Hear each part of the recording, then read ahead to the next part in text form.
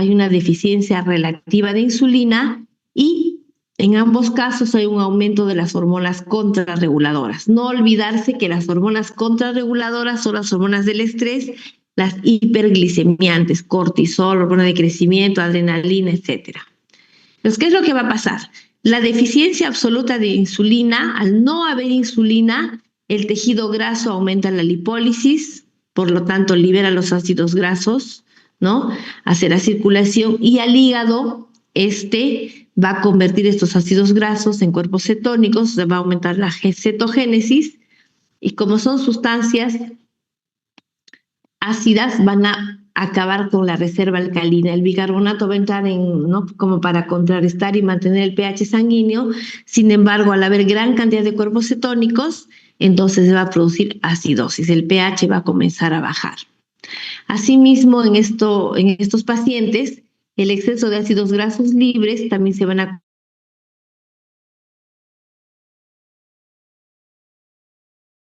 convertir en triglicéridos, aumentando la formación. En el caso de la deficiencia relativa de insulina y el aumento de las hormonas contrarreguladoras, lo que vamos a ver es que va a disminuir la síntesis de proteínas, va a haber proteólisis, por lo tanto va a aumentar la concentración de aminoácidos.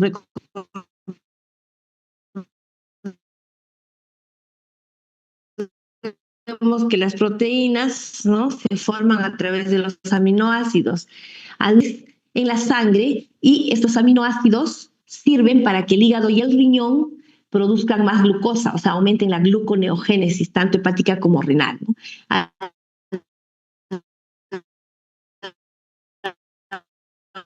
Aumenta la gluconeogénesis, va a aumentar.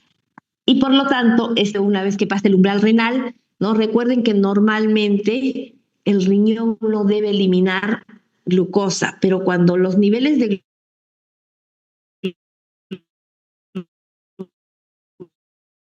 glucosa pasan 180 miligramos a generar una glucosuria, es decir, va a empezar la osmótica que ya hemos conversado. Eso va a favorecer la pérdida de agua, pérdida de electrolitos, por lo tanto la deshidratación. Y si el paciente no toma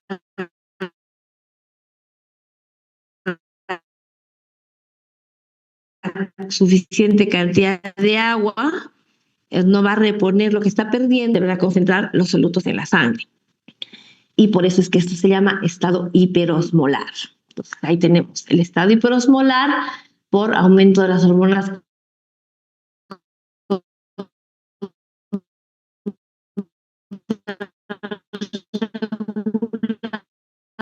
más deficiencia relativa absoluta de insulina. Entonces, ya hemos mencionado, ¿no? que en la diabetes tipo 2 hay una deficiencia moderada de insulina, ¿no? Y esto asociado a las hormonas contrarreguladoras, glucagón, catecolaminas, cortisol, que van a aumentar en situaciones de estrés. ¿En qué situaciones aumentan? Y hemos mencionado también infecciones, estrés, cirugías, infartos cerebrales, infartos al miocardio o el exceso de consumo de carbohidratos. Puede ser por nutrición parenteral o por diálisis o por vía oral, o el uso de algunos fármacos, principalmente los glucocorticoides, como hemos mencionado, pero también cuando hay pancreatitis, ¿no? Entonces, todo esto va a conducir a que haya una gluconeogénesis y por lo tanto hiperglicemia, hiperosmolaridad. La hiperosmolaridad va a generar hiperviscosidad sanguínea y esto puede generar trombosis vascular, aumentando los infartos, ¿no? Va a haber coma, deshidratación, shock y, bueno, el paciente puede entrar en una insuficiencia renal. Entonces, ¿cuál es el cuadro clínico? La cetoacidosis diabética tiene una evolución más rápida, es decir, el paciente en poco tiempo va a empezar a presentar signos o síntomas. Generalmente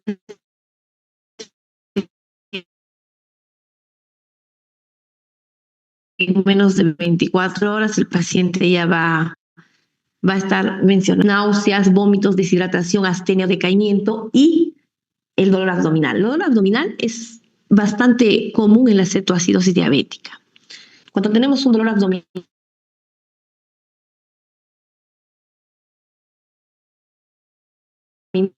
que no podemos determinar más o menos de qué se trata, diabética. Luego tenemos la respiración de Kussmaul. Es una respiración rápida y profunda, ¿no? Un esfuerzo por la expiración. Además hay taquicardia e hipotensión. Hay cambios en el estado mental dependiendo de la gravedad, porque la cetoacidosis puede ser leve, moderada, severa. A más severidad, mayor compromiso del estado mental.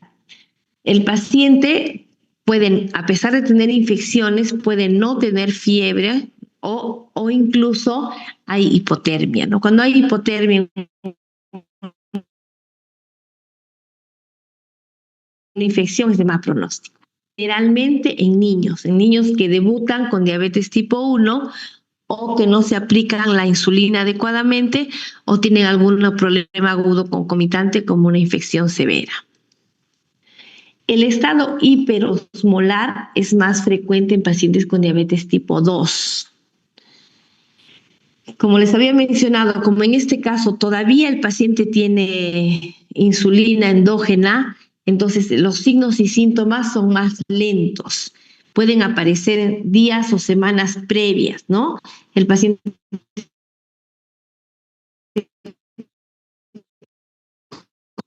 comienza lentamente con poliuria, polidipsia y comienza a bajar. Puede bajar 10 kilos en 15 días porque tiene bastante deshidratación.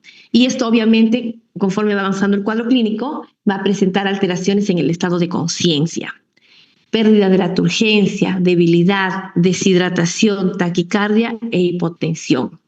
No hay dolor abdominal a diferencia de la cetoacidosis diabética. Esto nos hace diferenciar el cuadro clínico.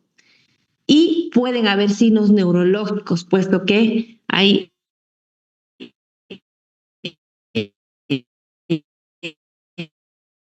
la osmolaridad va a afectar si es que hay infecciones. Entonces, para hacer una diferenciación entre ambos cuadros, en la cetoacidosis diabética el tiempo de enfermedad es corto, menos de 24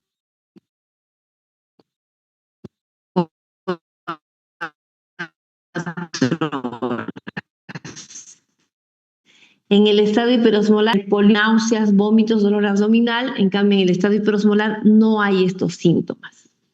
En ambos casos tenemos deshidratación, taquicardia, hipotensión, shock con alteración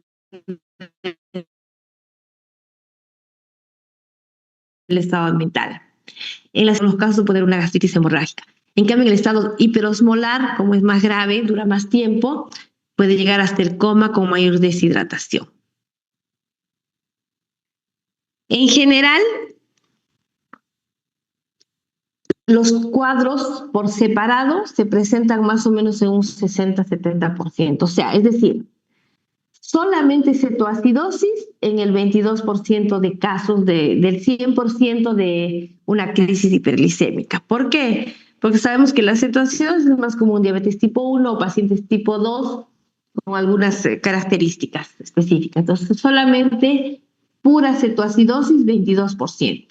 Estado hiposmolar puro, 45%. Pero ambos se puede presentar más o menos en un tercio de los casos. 32% puede presentar características de cetoacidosis y características del estado hiperosmolar. Entonces, ¿cómo hacemos el diagnóstico? Clínicamente ya lo hemos mencionado, el paciente llega, estos pacientes generalmente llegan a la emergencia, no hay forma que lo veamos en consultorio. ¿Por qué? Porque tiene un cuadro clínico bastante severo, poliuria, polidipsia, malestar general, decaimiento, baja de peso, algunos llegan incluso con ya trastornos del estado mental, por lo menos somnolientos, ¿no? Entonces, por eso es que los vemos en la emergencia. Estos pacientes, para poder hacer el diagnóstico diferencial entre cetoacidosis y estado hiperosmolar, tenemos algunos criterios.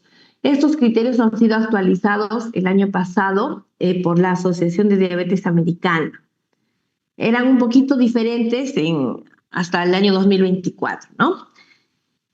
Para definir o diagnosticar cetoacidosis diabética, tiene que haber la glucosa puede estar por encima de 200, ¿ya? 200 miligramos por decilitro.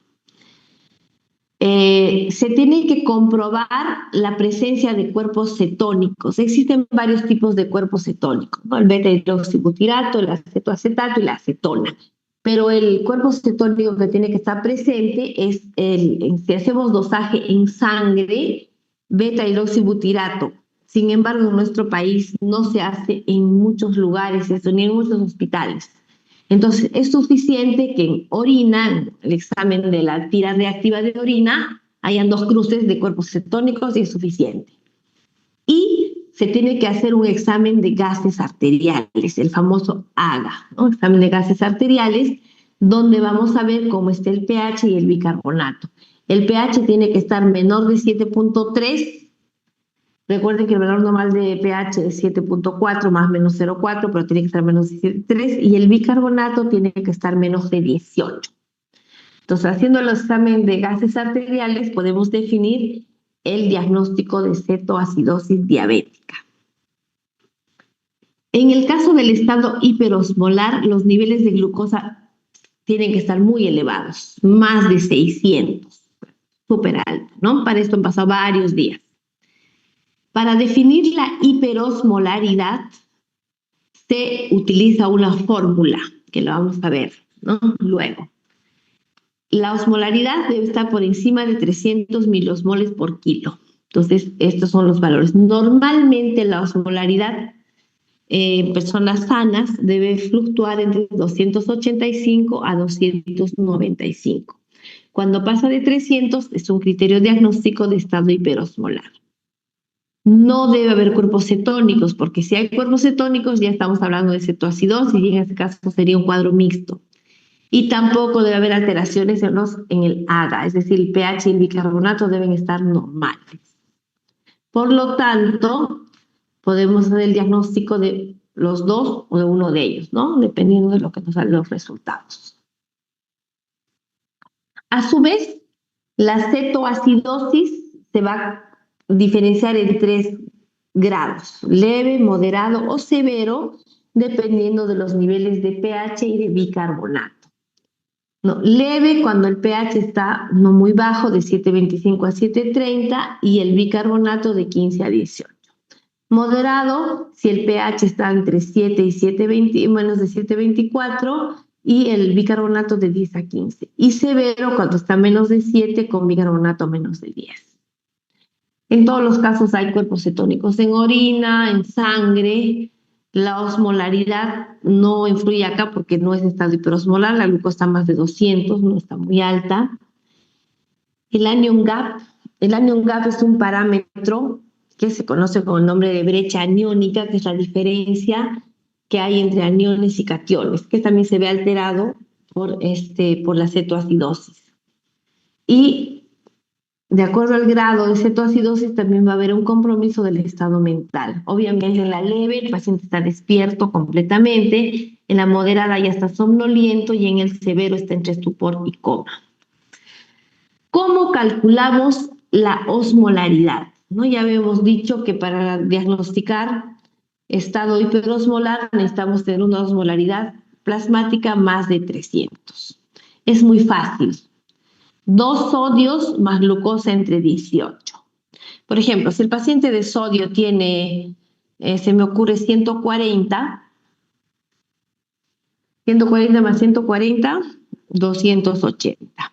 Y por decir, la glucosa está entre 540, para dividir rápidamente, 540 entre 18 es 30. Entonces, 280 más 30, 310. Esa osmolaridad, 310, ya cumple un criterio diagnóstico de estado hiperosmolar. Siempre para hacer el cálculo del sodio hay que utilizar la fórmula del sodio corregido, ¿no? Porque el sodio se ve alterado con el aumento de la glucosa. Entonces, el sodio real es el sodio que tiene el paciente más 1.6 multiplicado por la glucosa del paciente menos 100, todo esto último dividido entre 100. Entonces, todo esto hay que calcular. Y el anion gap, que les había mencionado, la brecha aniónica, es la diferencia de los cationes con los aniones. El catión más importante es el sodio, y los aniones, o sea, los negativos, el cloro y el bicarbonato. Entonces, si está por encima de estos valores, también nos está hablando de cetoacidosis diabética. Entonces, una vez que tenemos los criterios diagnósticos, cumplimos, entonces se hace el diagnóstico y luego se inicia el manejo del paciente, ¿no? Para diagnosticar, de todas maneras, necesitamos un laboratorio, ¿no? Gases arteriales, electrolitos y niveles de glucosa. Con eso hacemos el diagnóstico. Estamos frente a una cetoacidosis o un estado hiperosmolar. Entonces, inmediatamente, ¿no? Vemos al paciente, observamos sus signos, sus síntomas, y se le solicita, como ya les he mencionado, glucosa, cuerpos cetónicos, electrolitos, urea creatina para ver la función renal, los gases arteriales. El hemograma y los cultivos son básicamente para ver si tiene alguna infección, que ¿no? Los cultivos no salen rápido, simplemente se toman en alguna sospecha, no es necesario tomarlos. Luego, eso es al ingreso del paciente, sobre todo glucosa, cuerpos cetónicos, electrolitos, urea creatinina, gases arteriales y hemograma son los exámenes básicos. Luego, ya durante el seguimiento, o sea, el paciente debe ser manejado en una unidad de shock trauma, de cuidados intensivos, hay que hacer el control de la glucosa cada hora al inicio, y si ya va bajando, cada 2 horas y luego cada 4 a 6 horas, dependiendo cómo va progresando el cuadro clínico. Los electrolitos y gases arteriales, sobre todo el primer día, deben hacerse cada 4 a 6 horas. Como ustedes pueden ver, estos pacientes necesitan un tratamiento y una atención casi inmediata y permanente, porque ponen en riesgo la vida del paciente. Siempre hay que tener en cuenta también el diagnóstico diferencial. La acidosis láctica, que se puede presentar, por ejemplo, en pacientes que toman metformina y a la vez tienen insuficiencia renal, entonces hay que tener un diagnóstico diferencial, o la acidosis por salicilatos, la enfermedad renal crónica o aguda, el alcoholismo o los estados de ayuno o inanición. ¿Cuál es el tratamiento? Definitivamente el tratamiento es el objetivo principal del tratamiento es salvar la vida del paciente, ¿no? Porque el paciente está en alto riesgo de mortalidad. Lo primero, hay que tratar de mantener el volumen circulatorio y, por lo tanto, la perfusión tisular. Recuerden que este paciente se ha estado deshidratando los días previos. Entonces, lo más importante es recuperar la hidratación. Luego, paralelamente, hay que disminuir los niveles de glucosa y, por lo tanto, de osmolaridad, porque la osmolaridad depende de la glucosa, pero en forma gradual. No se recomienda hacer una disminución rápida. También hay que corregir la alteración hidroelectrolítica, corregir el sodio, el paciente está deshidratado, generalmente el sodio suele estar alto o muy bajo, igualmente el potasio suele estar bajo, ¿no? Entonces, para disminuir los niveles de glucosa utilizamos insulina. Para corregir los electrolitos usamos los que le faltan, ¿no? El potasio, el sodio. Luego, elimina los cuerpos cetónicos, eso es con la hidratación y con la insulina. Y también hay que identificar y tratar los eventos desencadenantes. Si el paciente está con un infarto, a la vez hay que tratar el infarto. Si tiene una infección hay que usar antibióticos, etcétera. Entonces también a la vez tenemos que ir tratando el evento que desencadenó el cuadro clínico, si es que lo identificamos, por supuesto. ¿En qué consiste el tratamiento?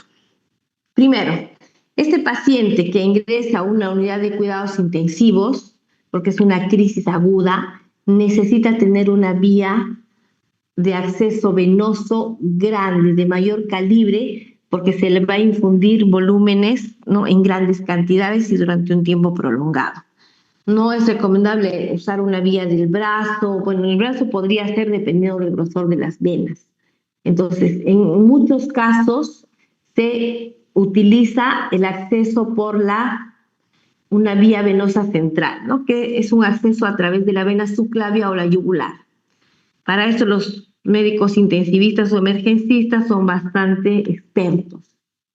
Entonces es importantísimo tener esta vía. Si es por el brazo, una buena vena, pero si no, es mejor por la vía central. Como ya hemos mencionado, los exámenes auxiliares, aparte de los gases arteriales, se podría pedir un electrocardiograma, ¿no? Para ver si está haciendo algún efecto del potasio o algún infarto al miocardio o alguna arritmia. Luego hay que pedir un hemograma, glucosa, urea, creatinina, electrolitos y examen completo de orina, por lo menos para ver los cuerpos cetónicos y también para ver si tiene alguna sospecha de infección urinaria, que podría ser causa del cuadro clínico. Luego se puede pedir, ¿no? Dependiendo de lo que vamos viendo, si sospechamos un infarto al miocardio, enzimas cardíacas, o si sospechamos de una neumonía, radiografía de tórax o una infección urinaria o cultivo, que eso puede esperar un poquito, ¿no? Un par de horas, una hora. Esta es la pirámide de tratamiento de las crisis hiperglicémicas, ¿no? Ya hablando de los fármacos, lo más importante es hidratar al paciente. En segundo lugar, nivelar el potasio y administrar insulina. Adicionalmente, hay terapia de soporte como antibióticos, oxígeno, glucosa si le baja mucho, ver cómo está el bicarbonato y el fosfato. Pero las bases más importantes son estas tres. La hidratación en primer lugar, el potasio y la insulina en segundo lugar. Entonces ya hemos mencionado, para la hidratación, una buena vía, si mejor si es la vía central, ¿ya? Entonces, ¿qué es lo que se hace? Ver si el paciente en qué estado de hidratación está. Si está haciendo un shock hipovolémico o si es leve, ¿no? Si es un shock hipovolémico, administrar inmediatamente un cloruro de sodio al 9 por 1000 a chorro, ¿no? Durante una hora o expansores de plasma, en caso que el paciente esté en shock hipovolémico. En el caso que el paciente no esté en shock hipovolémico y tenga una hipotensión leve, no esté muy deshidratado, vemos cómo está el estado del sodio. Esperamos el resultado de los electrolitos y si el sodio está alto o está normal, no se debe administrar cloruro de sodio al 9 por 1000 porque vamos a producir hipernatremia o la vamos a empeorar. Entonces, en estos casos se recomienda administrar cloruro de sodio al medio normal, o sea, al 0,45%. En el mercado no hay, en las farmacias no existe esta concentración. No existe. Entonces, para poder tener esta concentración, agarramos un cloruro de sodio al 9 por 1000 y lo sacamos la mitad, 500 mililitros, y le aumentamos agua destilada. Y producimos esta concentración. Y con eso se hidrata al paciente. Pero si el sodio está bajo, sí, se le puede poner el cloruro al 9 por 1000. Entonces se va administrando de acuerdo al estado de hidratación, ¿no? Generalmente se recomienda un cloruro cada 2-3 horas, dependiendo cómo esté el paciente. Hasta que la glucosa baje más o menos a 250, 200 o 300, ¿no? En el caso que la glucosa ya esté por estos niveles, cambiamos, ya no utilizamos cloruro, sino utilizamos dextrosa al 5%, ¿no? Hasta que se mantenga la osmolalidad plasmática o mejore el cuadro clínico. Eso es en el caso de la hidratación. Entonces hay que estar hidratando al paciente y verificando cuándo va la glucosa cada hora o cada 2 horas. Al mismo tiempo, no es que primero voy a terminar de hidratar y después voy a ver el potasio, no. Al mismo tiempo ya le hemos puesto su cloruro, vamos evaluando cómo está el potasio, ¿no? Pero ¿qué es lo que pasa? Porque cuando el pH disminuye en 0,01, el potasio va a aumentar en 0,5. Entonces el paciente tiende a hacer hiperpotasemia. Entonces, cuando empezamos a corregir el pH, sobre todo en la cetoacidosis, el potasio va a ir bajando. Entonces tenemos que estar monitorizando también paralelamente al potasio. Al inicio, debido a la disminución del pH, definitivamente el potasio va a subir. Entonces hay que estar vigilando, ¿no? Entonces hay que reposición de potasio si está menor de 5,2. El valor normal de potasio es hasta 5,5, pero si ya está menos de 5,2, hay que ponerle potasio.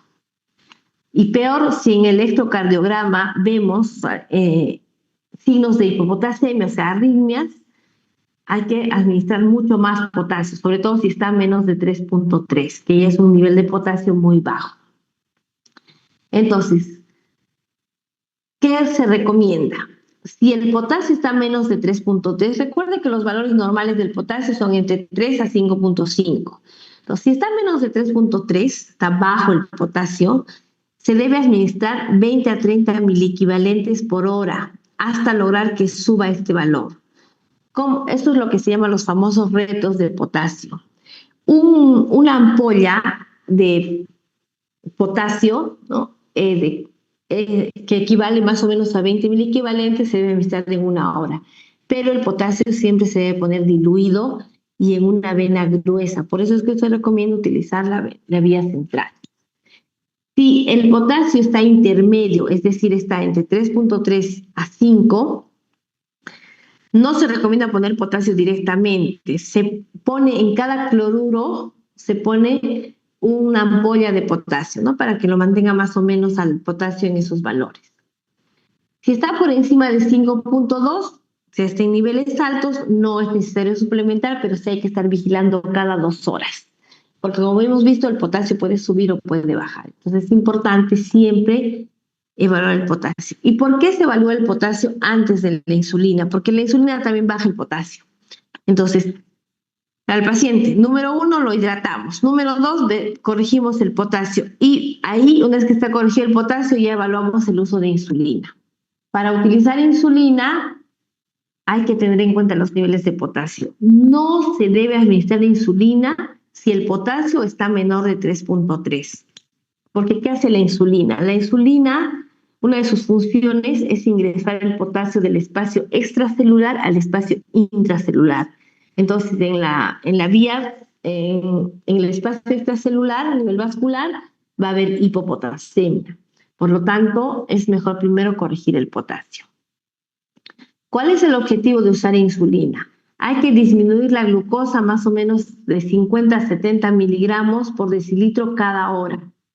No se recomienda bajar más rápido la glucosa porque eso va a generar edemas, ¿no? Y continúa progresivamente hasta que normalice la glucosa, mejore el anion gap y también los cuerpos cetónicos desaparezcan.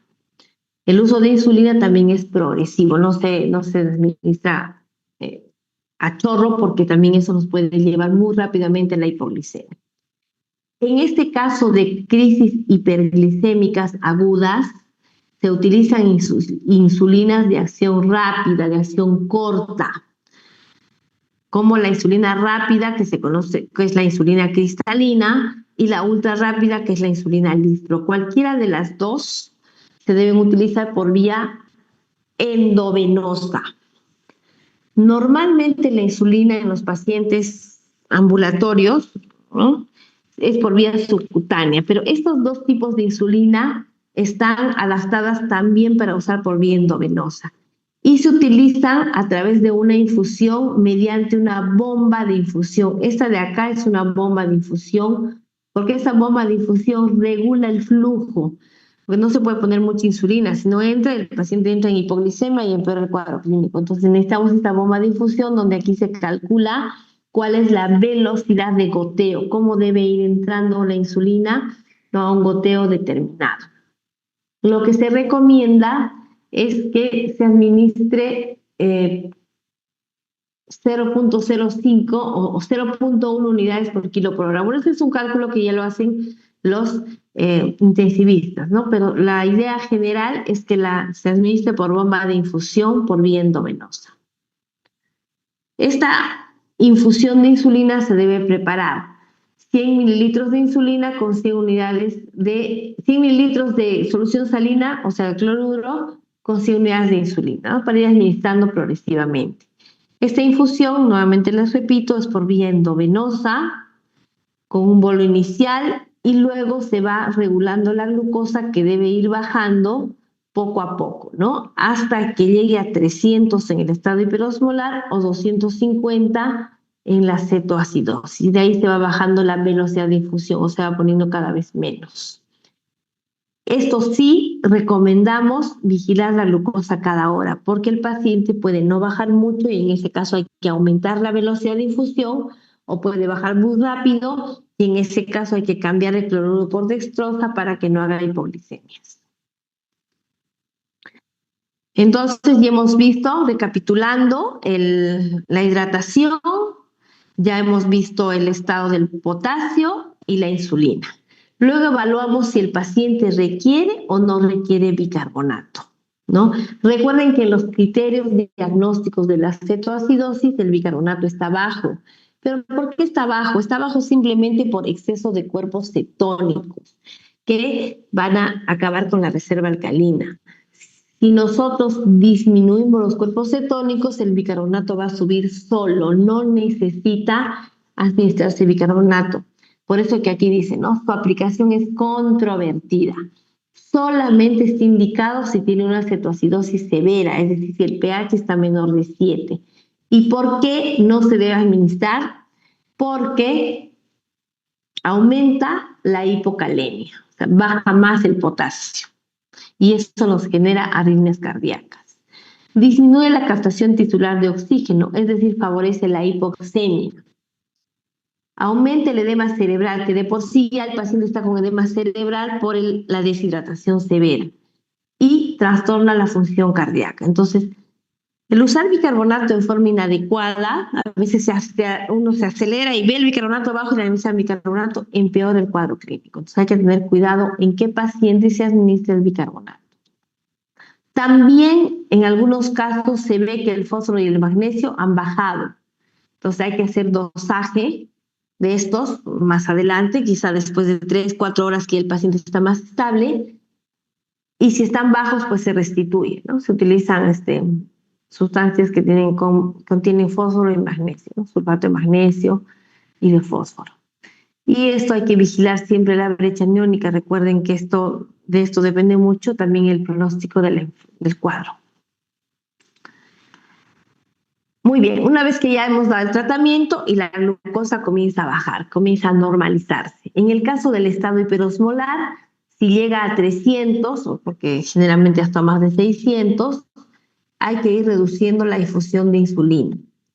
Y asimismo, al mismo tiempo, se debe cambiar, ¿no? A dextrosa más cloruro, y hay que ponerle un poquito de dextrosa para que mantenga la glucosa entre 200 a 300. No es muy bueno que la glucosa baje a menos de 200 porque esto empeora el edema cerebral.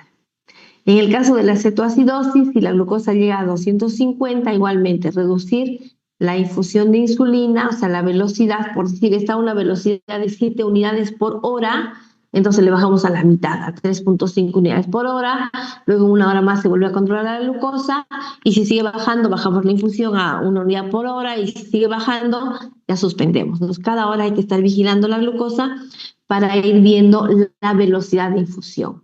Y al mismo tiempo se le administra dextrosa al 5% para mantener los niveles de glucosa entre 150 a 200 miligramos hasta la resolución completa de la cetoacidosis. En resumen, ¿no? En el paciente con cetoacidosis debemos ver la hidratación endovenosa, como ya hemos mencionado, el uso de insulina y de potasio van casi al mismo tiempo, ¿no? En el caso de la insulina, siempre por vía endovenosa, se le administra un bolo y luego se administra por la bomba de infusión. Y se va controlando que debe bajar de 50 a 70. Si no baja, hay que duplicar la velocidad de infusión. Pero si baja, se va manteniendo o se va reduciendo la dosis. En el caso del potasio, no olvidar este punto de corte. El potasio menos de 3.3 no se administra insulina y se le da bolos de potasio hasta que recupera 3.3. Y se evalúa si se requiere o no bicarbonato. Solamente si está menor de o igual a 7, está menos de 7.1, entonces hay que administrar el bicarbonato.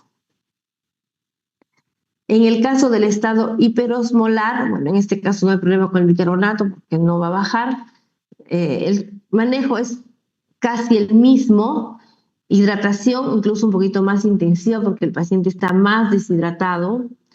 El uso de insulina endovenosa igualmente, En estos pacientes, a diferencia de la cetoacidosis, acá ustedes pueden ver que en algunos casos se puede utilizar insulina por vía subcutánea intramuscular. En el caso del estado hiperosmolar, no, solamente endovenoso. ¿Por qué? Porque el paciente en este caso está mucho más deshidratado, entonces tiene una vasoconstricción periférica que no le va a permitir absorber la insulina por vía subcutánea o vía intramuscular. Entonces, toda la infusión es por vía endovenosa. Igualmente se corrige el potasio con las mismas indicaciones que la cetoacidosis diabética. Y hay que mantener la glucosa más o menos en 250 a 300 para que el paciente esté estable neurológicamente. Cuando decimos que el cuadro se ha revertido, ¿cuáles son los criterios de resolución? En el caso del estado hiperosmolar, que la osmolaridad vuelva a menos de 300 y el paciente recupere su estado de conciencia. En el caso de la cetoacidosis, que la glucosa esté menos de 200, el bicarbonato más o igual a 18 y el pH más de 7.3.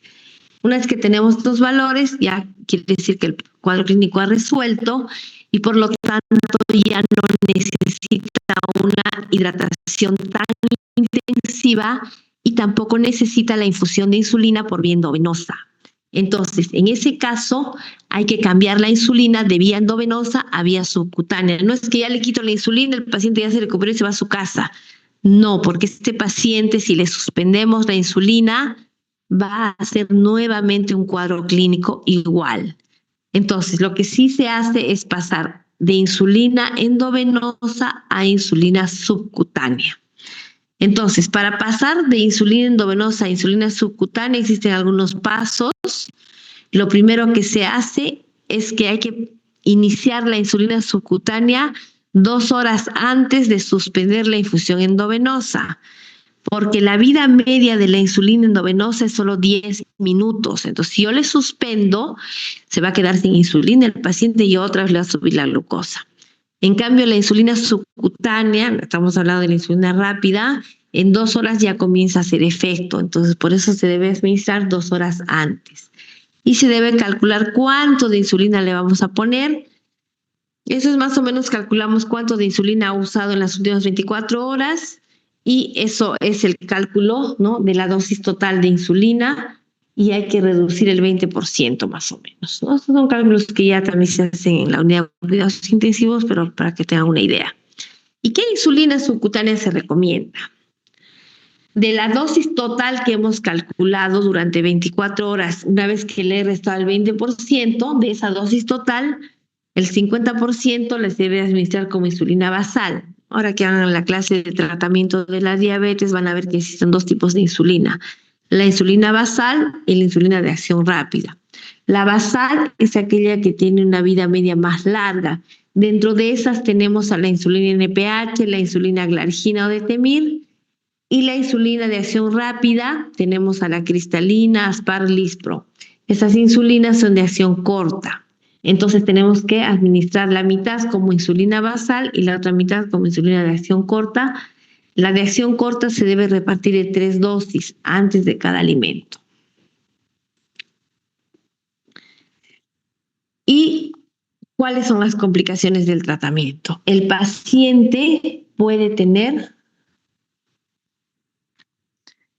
algunas complicaciones durante el tratamiento debido al exceso de insulina, debido al exceso de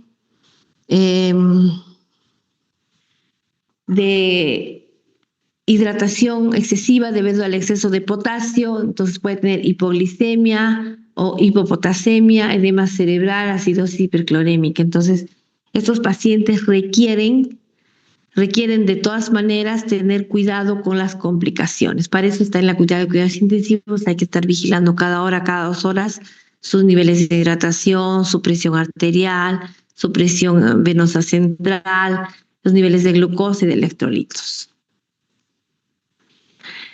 Bien, entonces hasta ahí, crisis hiperglicémicas. Lo contrario viene a ser la hipoglicemia, ¿no? La hipoglicemia también es una complicación aguda de la diabetes.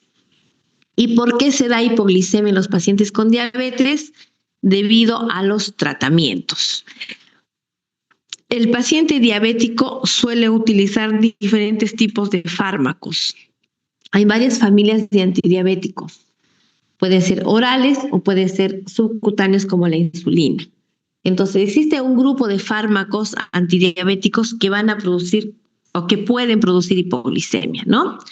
Tenemos a dos grupos. Las insulinas, todas las insulinas, si se administran mal, si se administran en dosis excesivas, pueden generar hipoglicemia. Y también hay un grupo de fármacos antidiabéticos que pertenecen a la familia de las sulfonilúreas que van a producir en algún momento hipoglicemia cuando están mal administradas. Entonces hay que tener en cuenta que estos pacientes pueden generar hipoglicemia. Los demás fármacos de la diabetes, como la metformina, la empaglifosina, etcétera, no producen hipoglicemia por sí solos. Solamente hay hipoglicemia en algunos casos especiales, cuando hay insuficiencia renal, insuficiencia hepática, pero no por el fármaco, sino por la enfermedad de fondo. Entonces, eso hay que tener en cuenta cuando vemos hipoglicemia en pacientes diabéticos. La hipoglicemia es la complicación aguda más temida. O sea, todos los pacientes le tienen más miedo a que le baje el azúcar a que le suba. Porque cuando el azúcar comienza a bajar, el paciente empieza a tener una sensación de que se le va la vida. Eso es lo que literalmente nos dicen, se me va la vida, o sea, sienten que el cuerpo se le va, ¿no? Y ya les he comentado, es debido a la terapia farmacológica, ¿no? O cuando el paciente no come. Si el paciente se pone insulina y no come, le va a dar hipoglicemias. O cuando hace ejercicios sin ajustar la dosis de insulina. Los pacientes que utilizan insulina hay que tener mucho cuidado. Si empieza a hacer ejercicio, su dosis de insulina debe bajarse, ¿no? Entonces ahí es importante, o comer más en ese caso, ¿no? Si es que va a hacer ejercicio. De acuerdo a la definición de la Asociación Americana de Diabetes, se define hipoglicemia cuando los valores de glucosa están menos de 70. Y también se hace una clasificación clínica de la hipoglicemia, ¿no? Se llama hipoglicemia severa, es cuando el paciente necesita de la ayuda de una tercera persona para que le pueda administrar los carbohidratos, porque tiene trastorno del estado del sensorio. Hipoglicemia sintomática documentada quiere decir que tiene clínica, tiene síntomas y signos de hipoglicemia con una glucosa menor de 70. Hipoglicemia asintomática es cuando no tiene síntomas, pero la glucosa menos de 70, y eso es bastante común en pacientes que hacen hipoglicemias a repetición. Su organismo se acostumbra, entonces tiene 60, 70 de glucosa, ni síntomas tiene. Y eso es grave, ¿no? Porque eso no significa que le esté haciendo, que esté anormal, eso le está haciendo algún tipo de daño. Hipoglicemia sintomática probable es cuando tiene síntomas, pero no se ha medido la glucosa, ¿no? El paciente llega a la consulta y dice, he tenido taquicardia, frialdad, palpitaciones, sudoración excesiva, pero no se midió la glucosa. Si el paciente usa insulina, pues vamos a sospechar que sí está haciendo una hipoglicemia, pero es probable porque no se ha medido en ese momento la glucosa. Y la pseudohipoglicemia es cuando tiene síntomas de hipoglicemia, pero se mide la glucosa y está normal por encima de 70. Esto se da en algunos pacientes, por ejemplo, que tienen los niveles de glucosa muy altos durante mucho tiempo. Hay pacientes que viven con glucosas altas, 200, 300, muchos años. Se le empieza a dar tratamiento, generalmente con insulina, y empiezan a bajar la glucosa a lo normal, ni siquiera a menos de 70, sino a 100, 120, pero como el organismo está acostumbrado a esos valores altos de glucosa, empieza a sentir síntomas de hipoglicemia, ¿no? Es lo que se llama la pseudohipoglicemia. Ya hemos mencionado cuáles son los factores de riesgo. El principal factor de riesgo para ser hipoglicemia es que el paciente esté recibiendo o sulfonilúreas o insulina. Si no recibe ninguno de estos fármacos, el paciente no tiene por qué hacer hipoglicemia, salvo que tenga una enfermedad renal crónica, insuficiencia renal, que es otra cosa, ¿no? Pero debido en la diabetes es por el uso de sulfonilurias o insulina. Estos pacientes, si no comen a su hora, van a hacer hipoglicemia. O si tienen edad avanzada, hay que usar menos dosis o usar mejor otros fármacos. Las sulfonilurias no se recomiendan en pacientes adultos mayores, en pacientes que tienen más tiempo de diabetes, en aquellos pacientes que no conocen sobre la hipoglicemia o tienen enfermedades psiquiátricas. Ellos se ponen insulina y no saben diferenciar. Insuficiencia hepática, insuficiencia renal, alcoholismo, ejercicio, el hipotiroidismo y la enfermedad de Addison también producen hipoglicemia, pero eso no tiene que ver con los fármacos de la diabetes. ¿Qué fármacos causan hipoglicemia? ¿No? Y hemos dicho la insulina, los secretarios de insulina, que son las sulfonilurias, y también el consumo de alcohol. Enfermedades crónicas como enfermedad renal, hepática, falla cardíaca, sepsis. Pacientes que tienen hiperinsulinismo endógeno, es decir, que tienen alguna patología en la cual se produce mayor cantidad de insulina. Por ejemplo, el insulinoma, la necidioblastosis, la hipoglicemia, pancreatógena no insulinoma, post-bypass gástrico, ahora que está de moda la cirugía bariátrica. O puede haber una hipoglicemia accidental, ¿no? Hay pacientes que han tomado accidentalmente alguno de estos fármacos, por ejemplo, secretarios de insulina, y les ha producido hipoglicemia. Algunos fármacos pueden producir hipoglicemia, ¿no? Como por ejemplo de los que se utilizan actualmente, tenemos el litio. De todos estos fármacos, el que más se utiliza es el litio, ¿no? Los inhibidores de la IECA, el enalapril, bloqueadores de los AT1, losartán y irbesartán, pero tienen evidencia y calidad muy baja. Entonces, no hay muchos fármacos que van a producir hipoglicemia, a diferencia de las sulfonilurias y la insulina. Bien, ¿cuál es la clínica? ¿Cómo determinamos que un paciente está haciendo hipoglicemia? ¿Cómo sospechamos? Vamos a tener dos grupos de síntomas, dependiendo de los niveles de glucosa. Generalmente, ¿no? Cuando la glucosa está entre 60 y 70, suele no dar síntomas. A lo más el paciente tiene un poquito más de hambre. ¿Ya? Pero cuando ya los niveles bajan de 60, se presentan los síntomas autonómicos o neurogénicos. Es decir, que se activa el sistema autonómico por aumento de las catecolaminas. Los síntomas adrenérgicos porque aumentan las catecolaminas como respuesta. Entonces, al aumentar la adrenalina, pues el paciente va a tener palpitaciones, palidez y temblores.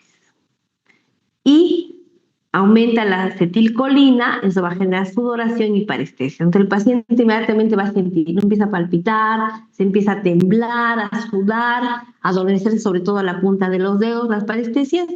Entonces ya ve que está empezando con una hipoglicemia, menos de 60. Pero si esta glucosa sigue bajando a menos de 50 en promedio, ya empieza a tener alteración del sistema nervioso central y se llaman los síntomas neuroglucopénicos, ¿no? El paciente comienza a tener trastornos de la conducta. Empieza a tener habla incoherente, desconoce dónde está, se desorienta, hay dolor de cabeza, empieza a tener confusión, si esto sigue bajando, convulsiones y pérdida de conocimientos. Progresivamente, de acuerdo a cómo va bajando la glucosa, empieza a tener este tipo de síntomas.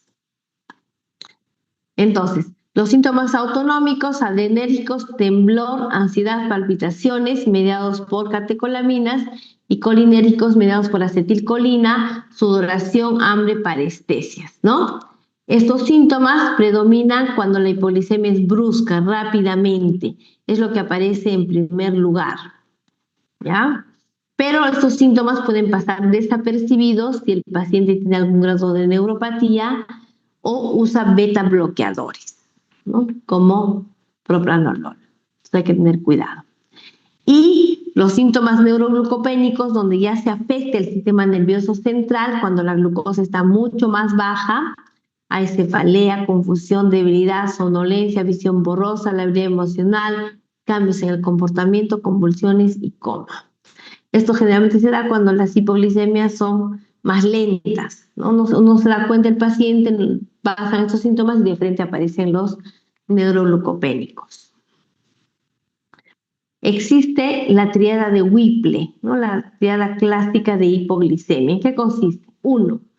Signos y síntomas compatibles con hipoglicemia: sudoración, temblores, taquicardia, cefalea, trastorno del sensor, etc. 2. Baja concentración de la glucosa, hay que hacer el examen. Y 3, que los síntomas desaparecen cuando se administra glucosa. ¿Qué es lo que pasa en la hipoglicemia? No solamente es, ¿no? Se le baja la glucosa. Baja la glucosa, inmediatamente activa el páncreas, se activa el páncreas y el cerebro. A nivel del páncreas, inmediatamente baja la producción de insulina y aumenta la producción de glucagón. ¿Qué va a generar esto? Gluconeogénesis hepática, ¿no? Aumenta la producción de glucosa y se recupera la glucosa arterial. A nivel cerebral, se activa la hipófisis produciendo las hormonas contrarreguladoras, la hormona de crecimiento, la ACTH. La ACTH estimula la corteza suprarrenal y aumenta el cortisol. Y además se activa las vías simpáticos suprarrenales sobre la médula suprarrenal, aumentando la producción de adrenalina, y las neuronas postganglionares simpáticas de la cadena simpática aumenta también la adrenalina y la acetilcolina, ¿no? Aquí vienen los signos y síntomas, pues. Este exceso de adrenalina estimula a nivel renal para que también aumente la producción de glucosa. Y la adrenalina, noradrenalina, acetilcolina y el cortisol, aparte de generar los síntomas que ya hemos mencionado, son precursores para que a nivel muscular y grasa se liberen lactato, aminoácidos y glicerol, y estos favorecen la producción de glucosa, ¿no? Y disminuyen la eliminación de glucosa, de tal manera que todo esto conduce al aumento de la glucosa arterial. O sea, normalmente en una hipoglicemia el cuerpo puede reaccionar, pero si es muy severa, a veces no, el paciente entra en coma y a veces es irreversible. ¿Cuáles son los efectos nocivos de la hipoglicemia? ¿Por qué es grave la hipoglicemia? Aparte de producir trastornos del sensorio, ¿no? La hipoglicemia crónica va a generar disfunción endotelial y por lo tanto vasodilatación. Esto puede llevar a disminución de la presión arterial. Va a generar inflamación a nivel del endotelio y por lo tanto va a aumentar los factores aterogénicos, la interleuquina 6, el factor de crecimiento de los vasos, la proteína C reactiva, y esto va a generar daño endotelial y por lo tanto enfermedad aterosclerótica. Asimismo va a producir alteraciones en los factores de coagulación, ¿no? Existe el factor activador de las plaquetas, el factor activador de los neutrófilos, aumenta el factor 7. A nivel simpático adrenal, como ya hemos visto, va a aumentar la liberación de catecolaminas y por lo tanto eso va a favorecer las arritmias cardíacas, ¿no? Alteraciones hemodinámicas, ¿no? Favoreciendo la contractilidad cardíaca, aumentando el consumo del oxígeno y produciendo daño cardíaco. Entonces la hipoglicemia, que se repite varias veces en el tiempo, puede generar estas alteraciones. También va a aumentar la mortalidad. 6 a 10% de muertes en diabetes tipo 1 es por hipoglicemias. ¿Por qué? Porque el diabético tipo 1, al ser insulinodependiente, utiliza dosis altas de insulina y puede no comer a su hora, y eso le genera hipoglicemias a veces severas, ¿no? Hasta aumentar la mortalidad. En diabetes tipo 2, más o menos el 10% de mortalidad es pacientes tratados con sulfonilúreas. Recuerden que las sulfonilúreas son aquellos fármacos antidiabéticos orales que estimulan la secreción de insulina pancreática. Dentro de estas tenemos a la glibenclamida, la gliclazida, la glimepirida, que pueden generar hipoglicemias severas. Entonces hay que tener cuidado con el uso de sulfonilurea, sobre todo en pacientes adultos mayores o pacientes que tienen insuficiencia renal, insuficiencia cardíaca o insuficiencia hepática, porque van a favorecer la hipoglicemia y aumentar la mortalidad. La mayoría de muertes por hipoglicemia severa se generan porque hay una repolarización cardíaca anormal y arritmias ventriculares, debido al aumento de las catecolaminas y de la acetilcolina, ¿no? La respuesta simpático-adrenal es la que va a generar la mortalidad en la hipoglicemia. A nivel cerebral, ¿no? La hipoglicemia puede generar un ataque isquémico transitorio, un famoso TIA, que puede revertirse cuando se corrige la glucosa. Si la glucosa se corrige rápidamente, entonces no puede revertirse. Pero se ha visto que existe una relación entre hipoglicemia recurrente y demencia, ¿no? La hipoglicemia que se da muchas veces durante el tiempo puede predisponer a una disfunción cognitiva a largo plazo y por lo tanto demencia. Puede ser una hipoglicemia que se repite varias veces durante el tiempo o puede ser una hipoglicemia muy severa. Hemos visto pacientes que tienen glucosa 4, 5, 6. Estos pacientes pues definitivamente hacen una disfunción cognitiva irreversible. Entonces, ¿cuál es el tratamiento? Va a depender, ¿no? Si es una hipoglicemia leve, moderada o es una hipoglicemia severa. ¿Cuál es la diferencia? La hipoglicemia leve moderada es aquella que el paciente está despierto y puede ingerir por vía oral. Entonces puede tomar algún alimento que tenga azúcar. La recomendación son 15 gramos de carbohidratos de absorción rápida, puede ser 4 cucharaditas de azúcar en un vaso de agua o de jugo, o una gaseosa, un frugos, lo que tengan a la mano, que tenga azúcar, y se controla la glucosa en 15 minutos. Si aún después de 15 minutos sigue la hipoglicemia, nuevamente se le da más azúcar. Ahora, dependiendo del caso, si este paciente recupera la glucosa, después de eso tiene que comer carbohidratos complejos, es decir, alguna harina, un pan, una galleta, para que no se le vuelva a bajar la glucosa, ¿ya? Es el caso que el paciente pueda ingerir alimentos.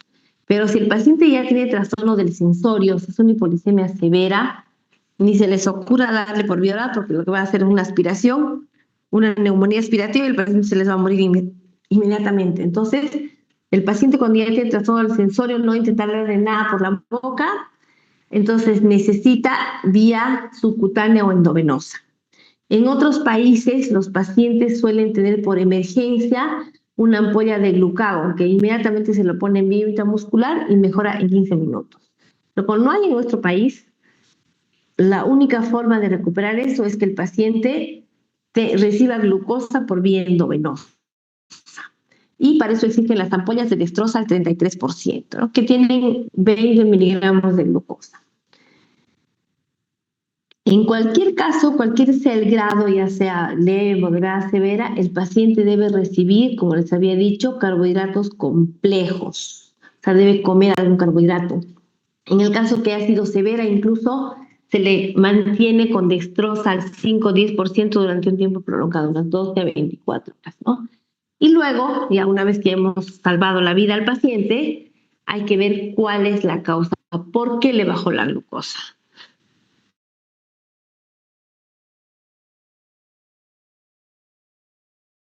Se puso el doble de insulina, que es bastante común, o no comió horas, entonces hay que evaluar cuál es el problema. Bueno, finalmente, ya como complicaciones agudas, vamos a ver que la diabetes también puede generar infecciones. Como ya hemos visto, seguramente han visto algunas infecciones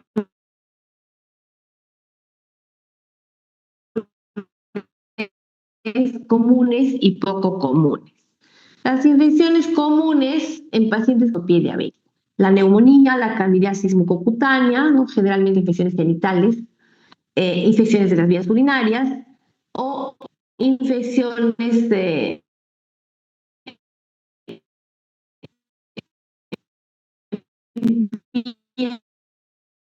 por estafilococos y estreptococos. Estas infecciones son comunes. Infecciones de la otitis externa maligna, la mucomicosis cerebral, colecistitis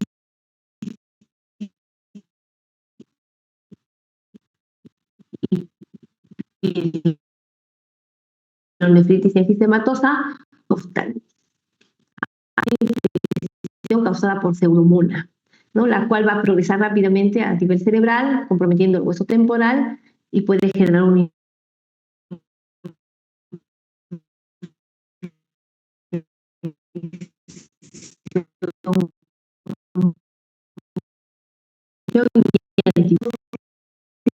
hongo oportunista, ¿no? Es de la familia Mucormycosae. El tratamiento es con antimicóticos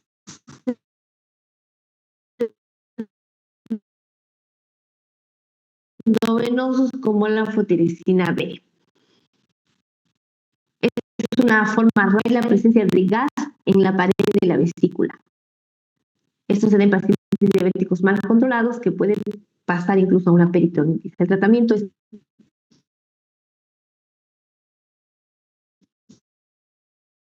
quirúrgico. La infección a nivel renal va a producir gas, ¿no? Allá adentro y por lo tanto también va a generar una infección bastante severa. Este también es tratamiento quirúrgico. La endoftalmitis es una infección que se presenta, ¿no?, dentro del globo ocular que constituye una emergencia médica. Produce dolor intenso, enrojecimiento y pérdida de visión acelerada. Bien, si tienen alguna pregunta hasta aquí, por favor.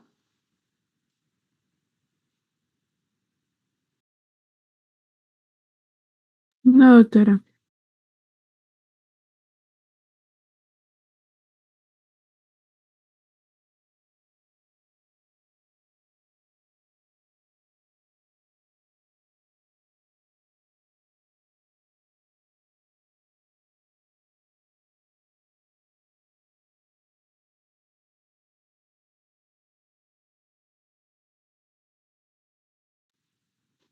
En el chat también pueden hacer preguntas si desean.